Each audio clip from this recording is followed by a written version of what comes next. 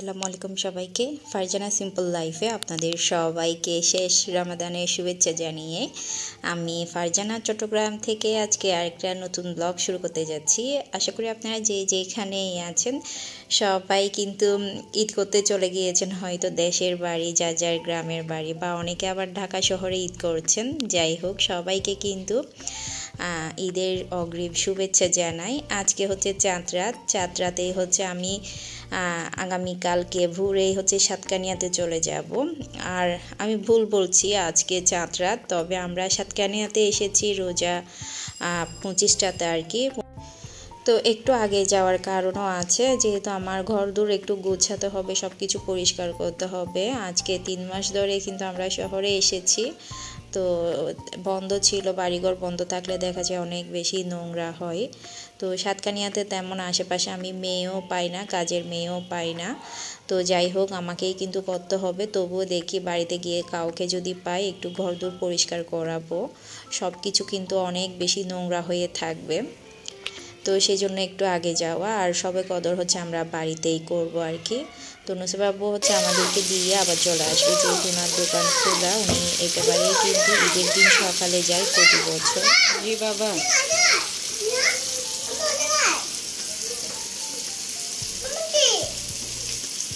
তুমি ঘুমাচ্ছ না?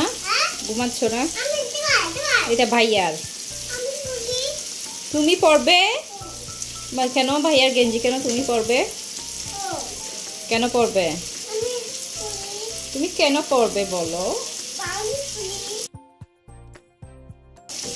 গেঞ্জি আছে তোমার? থেকে গেঞ্জি আছে? তোমার গেঞ্জি নাই? তোমার গেঞ্জি নাই? তো দেখতে পেলেন আমার কুটুস পাখিটা কিন্তু কুটুস কুটুস করে আমার সাথে কথা বলতে এসেছে। আমি সেহরি রান্না করছি, খুবই অল্প করে মাছ ভুনা করব। তো যেহেতু পরের দিন আমরা সাতকানিয়াতে চলে যাচ্ছি, বেশি রান্না করলে রয়ে যাবে। আর আজকে হচ্ছে রাতে নুসবাবু খাওয়ার কথা ছিল, ওনার দোকানে একটা প্রবলেম হওয়ার কারণে, আর উনিও আসতে পারেনি। তো আমরা বাচ্চারা, আমার শাশুড়ি শুধু সেহরিটা খাবো, সেজন্য একদম অল্প করে মাছ ভাজা করছি। আর পাশে হচ্ছে ভাত বসিয়েছি। আমি রান্না করার সময় তাওরাত এভাবে এসে আমাকে বিরক্ত করবে, কথা বলবে। ওর কথার সাথে কিন্তু আমাকেও কথা বলতে হবে, নয়তো ও কান্না করে। তো এই তো এভাবেই কিন্তু আমার সময়টা পার হয়। তো আগামীকালকে হচ্ছে আমার কেকের অর্ডার আছে। একটা হচ্ছে ঈদ মোবারক ডিজাইনের কেক অর্ডার করেছেন, আর একটা হচ্ছে আপু আমাকে 2টা অরেঞ্জ কেক অর্ডার করেছেন। উনি হচ্ছে গ্রামেই যাবে, উনি বলছিল আপু গ্রামে যাচ্ছি, আপনার হাতের কেক নিয়ে যাব, তাও বা orange pound cake. Orange pound কেকটা এত বেশি পছন্দ করে সবাই, তো উনি বলছিল যেহেতু গ্রামেই যাচ্ছি আমার হাতের কেকটাই নিয়ে যাবে সবার জন্য। আর আপু হচ্ছে অনেক সুন্দর রিভিউ দিয়েছে, সবাই খেয়ে নাকি অনেক বেশি খুশিও হয়েছে। তো সেই কারণে হচ্ছে আমি কেকটা বানিয়ে নিয়েছি। আর যেটা ঈদ মোবারক ডিজাইনের কেক, এটা হচ্ছে চকলেট ফ্লেভার হবে, আর 2টা তো অরেঞ্জ কেক। অরেঞ্জ পাউন্ড কেকগুলো আমি আগেই ওভেনে বসিয়ে দিয়েছি, যেহেতু অরেঞ্জ পাউন্ড কেক হতে একটু সময় লাগে। তো ঈদ মোবারক কেক এটার ডিজাইন কিন্তু আমাকে দেয়নি, আমি আমার ইচ্ছে মতো করে দিয়েছি। যেহেতু আমি আগামীকালকেই চলে যাচ্ছি, আমাকে বলেছিল ঈদের কেকটা হচ্ছে আমার কাছ থেকেই নেবে, সেজন্য একটু আগেই দিয়ে দিয়েছি। যেহেতু আবুকে বলে দিয়েছি আমি আগামীকালকে সাতকানিয়াতে চলে যাচ্ছি ঈদ করার জন্যে, কেকের অর্ডার কিন্তু নিচ্ছি না। আর কয়েকজন আপু কিন্তু আমার উপর রাগ করেছে যে আমাকে কিন্তু আজকে কেকের অর্ডার দিয়েছে। তো আমি যখন কেকের পোস্ট করেছি, আপু হচ্ছে অনেক বেশি রাগ করেছে। আপু বলেছিল আপু আজকে তো আপনি কেক ডেলিভারি দিলেন, আমাকে কেন দিলেন না? তো এইগুলো হচ্ছে গতকালকেই অর্ডার করেছেন, আর আপু হচ্ছে সকাল থেকেই বলেছে আমাকে কেকটা দেওয়ার জন্যে। তো যেহেতু ইমার্জেন্সি বলেছিল, আমি না করে দিয়েছি। আপু হচ্ছে রোজা আসার পরে আমাকে নক দিয়েছিল, ওনার কেক লাগবে, যখন লাগবে তখন বলবে আর কি। আপু যদি একদিন আগে বলতো, আমি কোনো রকম আপুকে কেকটা দিয়ে তারপর আসতাম আর কি। তো যাই হোক, তাসিদ দোহা যেহেতু বেশি বিরক্ত করছে, আর ঘরে যেহেতু একটু আগেই যাচ্ছি, সেজন্য অর্ডারটা অফ করে দিয়েছি। অনেকে দেখা গিয়েছে, অনেক আপুরা কিন্তু আগে থেকে আমাকে ঈদের কেক অর্ডার দিয়ে রেখেছেন। তো যেহেতু আমি কিন্তু টাউনে থাকবো না, সেজন্য আর অর্ডার নিইনি, যেহেতু আমি সাতকানিয়াতে চলে যাচ্ছি। আর সাতকানিয়াতে হচ্ছে আমার কয়েকটা আপু দুবাই থেকে আগে আমার কাছে কেক নিয়ে গিয়েছিল। তো আপুও বলেছে সাতকানিয়াতে গেলে আপু আমার পরিবারের জন্য কেক নিয়ে যাব আপনার কাছ থেকে। তো যেহেতু আমি কেকের সব জিনিসপত্র শহরে নিয়ে গিয়েছি বা ওভেনও নাই এখানে সাতকানিয়াতে, তো আপুকে তো কেক দিতে পারবো না। যদি আপুর বোনের রিজিকে থাকে কোনো একদিন খাবে ইনশাল্লাহ। তো আপু কিন্তু দুবাই থেকে আমাকে প্রায় কয়েকবার কেক অর্ডার করেছিলেন ওনার পরিবারের জন্য, ছোটো বোনের জন্য আর কি। তো এই তো আমি কেক দুইটা ডেলিভারি দিয়ে সব কিছু গুছিয়ে আসলে আসার সময়ও এক প্যারা। আমি যেহেতু প্রথমবার শহর থেকে গ্রামে যাচ্ছি ঈদ করার জন্যে, সব কিছু গুছাতে অনেক বেশি প্যারার কাজ লাগে।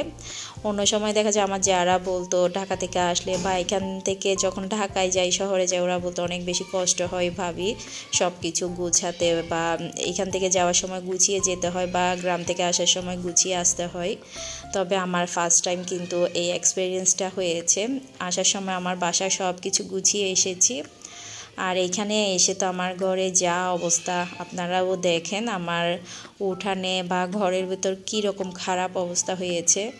আর আমি গিয়েছি মাত্র 3 মাস, 3 মাসের মধ্যে কি অবস্থা হয়েছে দেখেন। আর যারা কিন্তু 1 বছরে আসেন বা 6 মাসে আসেন তাদের ঘরের অবস্থা কী রকম হবে সেটা কিন্তু আমি ফিল করছি।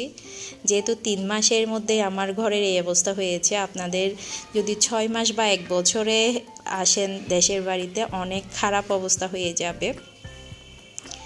তো আমি তো এইসব দেখে মাথায় হাত, এগুলো আমি কিভাবে গুছাবো বা কাউকে পাবো কি না। আমরা ডাইরেক্ট সিএনজি নিয়ে এসেছি, যেহেতু আমার শাশুড়ি সিএনজি ছাড়া কোনো গাড়ি চলতে পারে না। একটু কষ্ট হয়েছে যেহেতু আমরা বাচ্চারা সবাই আছি, এরপর অনেকগুলো ব্যাগ হয়েছে আমাদের। তো আলহামদুলিল্লাহ এই যে আমরা ফাইনালি চলে আসলাম প্রায় 3 মাস পর আমার ঘরে, আমার সংসারে। নিজের ঘর নিজের সংসার অনেক বেশি মিস করেছি এই 3 মাস।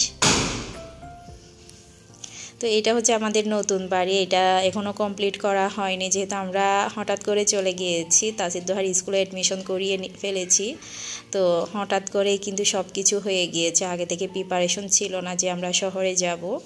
তো সব কিছু মিস্ত্রির কাজ বন্ধ রেখে আমরা চলে গিয়েছি। আর নুসাইব আব্বু আসতে পারেনি যেহেতু ওনাদের রমজানের সিজন চলে এসেছে, আর সময় দিতে পারিনি বাড়ির কাজে। তো এই তো আমি আমার ঘরে চলে আসলাম, এখন হচ্ছে তালা খুলে বিসমিল্লাহ বলে ঢুকবো। তো নুসাইব আব্বু কিন্তু কয়েকদিন আগেও এসেছিল, আমার ননদের ওখানে এসেছিল, এখানে এসেছিল। তো উনি যেহেতু ছেলে মানুষ কোনো কিছু পরিষ্কার করতে পারেনি, একটু খুলে ঘরদোর খুলে দেখে আবার চলে গিয়েছিল।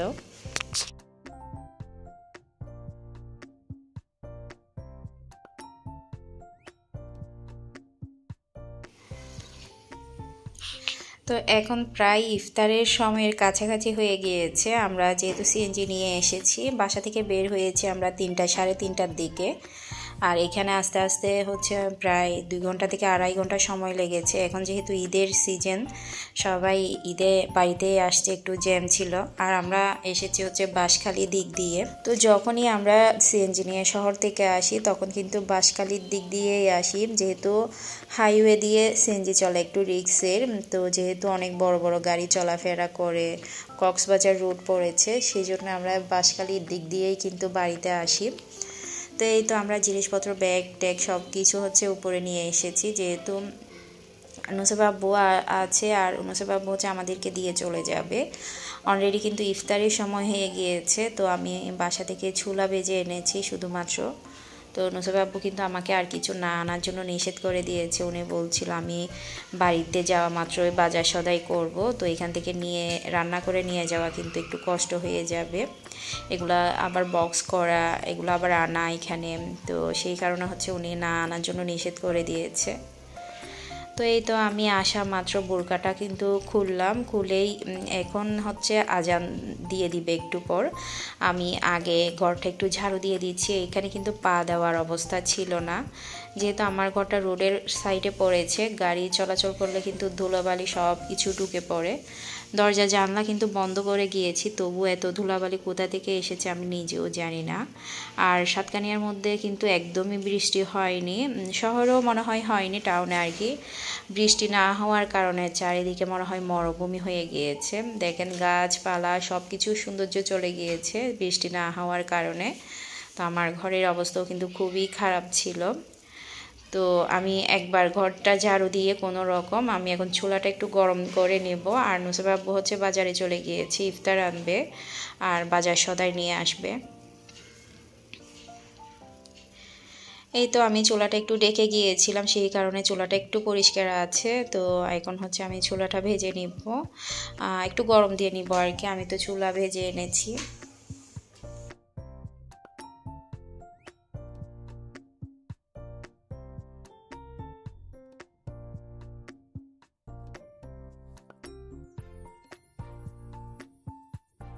তো এদিকে হচ্ছে মাগরিবের আজান পড়ে গিয়েছে। নুসরাত আব্বু তরমুজ নিয়ে এসেছে, আর তরমুজ না ফ্রিজে না রাখলে কিন্তু আমার একদমই খেতে ইচ্ছে করে না। তো কোনো উপায় নেই, যেহেতু আমরা এই মাত্রই আসলাম আর আজানও পড়ে গিয়েছে, আমরা তরমুজটা কেটে ইফতার করে নিয়েছি। আর নুসরাত আব্বু পেঁয়াজু, বেগুনি, জিলাপি এগুলো নিয়ে এসেছে। আমি চুলো গরম করে নিয়ে এসেছি, সব কিছু মেখে একসাথে খাবো আর কি। এরকম একসাথে কিন্তু আমাদের ঘরে মেখে খাওয়া হয় না। দেখা যায় আমার শাশুড়ি কিন্তু এইভাবে মাখলে খায় না, বা বাচ্চারাও অনেকে খেতে চায় না। আমার শাশুড়ি তো টোটালি খেতে চায় না এভাবে মাখলে, উনি কিন্তু আলাদা করেই খায়। তো সেই কারণে কিন্তু আমি বাচ্চাদের সবাইকে কিন্তু আলাদা করে দিয়ে দিই, যার যার পছন্দ মতো মেখে খাবে আর কি। তো দেখতে দেখতে কিন্তু একটা মাস চলে গেল, রহমত, বরকত, নাজাতের মাস। আসলে রোজা আসলে আমার এত বেশি ভালো লাগে, আমার না আমার বাচ্চারাও কিন্তু অনেক বেশি খুশি থাকে রোজার সময়। আর নুসাইবা তো সারা বছর গুনে গুনে থাকে রোজা কখন আসবে। আর মাশাআল্লাহ সবাই কিন্তু দোয়া করবেন আমার মেয়েটার জন্য।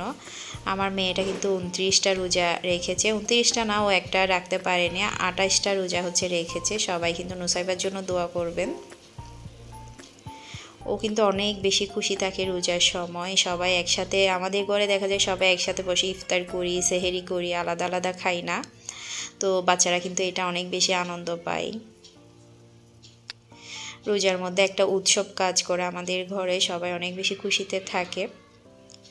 তো এই তো ইফতার সেরে আমি তো আবার কাজে লেগে পড়লাম। তো নুসরাত আব্বু হচ্ছে এক বস্তা বাজার নিয়ে এসেছে, যেহেতু উনি সকালেই চলে যাবে, সেই কারণে হচ্ছে যেগুলো প্রয়োজন আমি সেগুলাই বলেছি।